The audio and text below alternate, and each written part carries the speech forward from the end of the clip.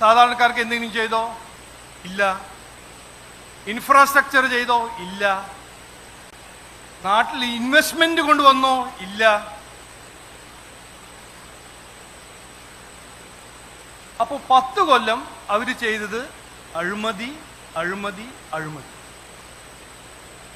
അതിന് മുന്നിൽ ഒരു ഇൻഡിപെൻഡന്റ് ഇന്ത്യൻ ഹിസ്റ്ററിയിൽ കാണാൻ കഴിയാത്ത ഒരു അഴിമതിയാണ് നമ്മൾ 10 കൊല്ലത്തിൽ കണ്ടത്. 2G scam, Colgate scam, submarine scam, helicopter scam.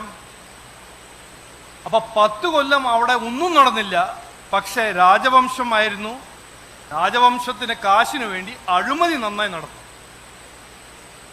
അപ്പൊ ജനങ്ങൾ വിശ്വസിച്ചു, ഒരു അവസരം കൊടുത്തു. കോൺഗ്രസ് ചെയ്തത് ഇതായിരുന്നു 10 കൊല്ലം.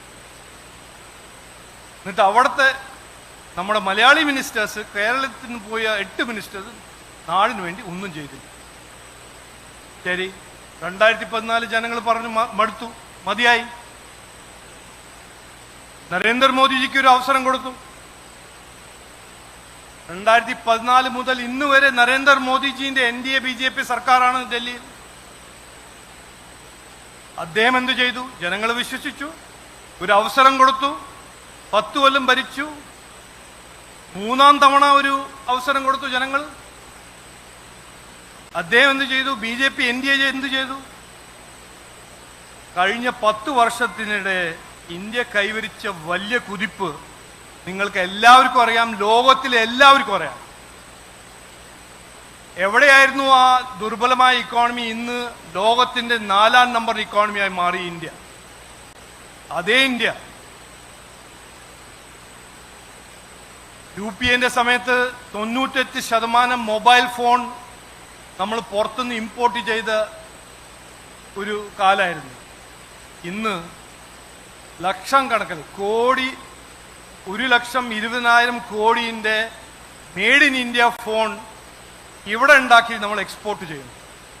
ഇതാണ് മാറ്റം. ആയിരക്കണക്കിന് നിക്ഷേപം, കോടിക്കണക്കിന് തൊഴിൽ. ഇന്ന് ലോകത്തിന്റെ എല്ലാ വലിയ കമ്പനീന്റെ ഫാക്ടറി അല്ലെങ്കിൽ R&D സെന്റർ ഇന്ത്യയിൽ അവർ എസ്റ്റാബ്ലിഷ് ചെയ്തു. ഇവിടെ വന്നിട്ടില്ല, നമ്മുടെ നാട്ടിൽ വന്നിട്ടില്ല. പക്ഷെ അത് കർണാടക, തമിഴ്നാട്, ഉത്തർപ്രദേശ്, ഏറ്റവും വലിയ വലിയ ഫാക്ടറി, ഗ്ലോബൽ ഫാക്ടറീസ് വന്നിട്ടുണ്ട്. എത്രയോ തൊഴിലവസരങ്ങൾ അവിടെ വന്നിട്ടുണ്ട്. ഇന്ന് അതേ ഇന്ത്യ, ഒരു ഭീകരവാദി വന്നാൽ, പാകിസ്ഥാൻ ആരെങ്കിലും അയച്ചാൽ അവിടെ ഉള്ളിൽ കയറി നമ്മൾ സർജിക്കൽ സ്ട്രൈക്ക് ചെയ്യുന്ന ആ ഇന്ത്യയായി മാറി. അപ്പൊ 10 കൊല്ലം ജനങ്ങൾ BJP NDAക്ക് ഒരു അവസരം കൊടുത്തു, വിശ്വസിച്ചു, അവസരം കൊടുത്തു. നരേന്ദ്രമോദി മാത്രമല്ല, കർഷകർക്ക് പദ്ധതികൾ, മത്സ്യത്തൊഴിലാളികൾക്ക്, പാവങ്ങൾക്ക് എത്ര PM മുദ്ര, PM കിസാൻ, സൂരജ് പറഞ്ഞ പോലെ എല്ലാ സൊസൈറ്റിയിലെ എല്ലാവർക്കും ഒരു പദ്ധതി അല്ലെങ്കിൽ 2 പദ്ധതി നരേന്ദ്രമോദിജി